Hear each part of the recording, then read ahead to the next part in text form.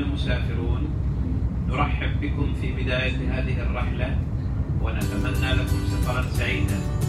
واقتداء بسنة المصطفى صلى الله عليه وسلم نقرأ دعاء السفر وهو من الأدعية النبوية المأثورة.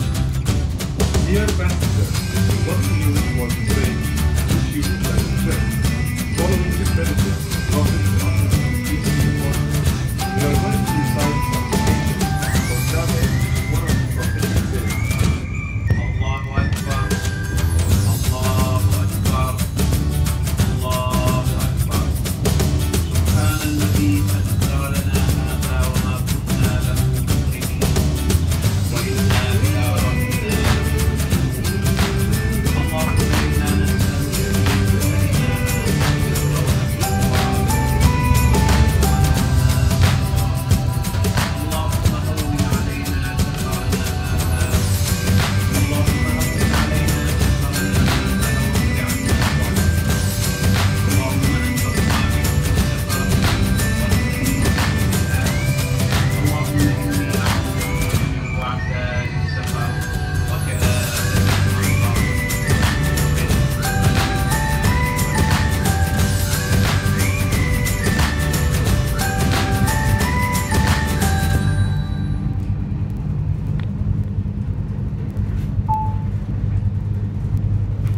أعزائنا المسافرون، عند حاجتك لأية مساعدة أثناء الرحلة يمكنك الاستعانة بمشرف الرحلة المتواجد مكتبه في عربة المقر.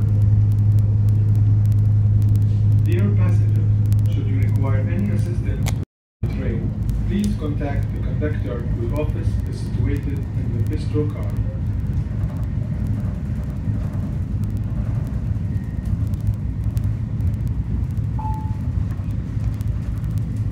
أعزائنا المسافرون، يرجى عدم وضع الأمتعة في الممرات وعند الأبواب، ووضعها في الأرفف العلوية أو في الأماكن المخصصة بنهاية الرعاية.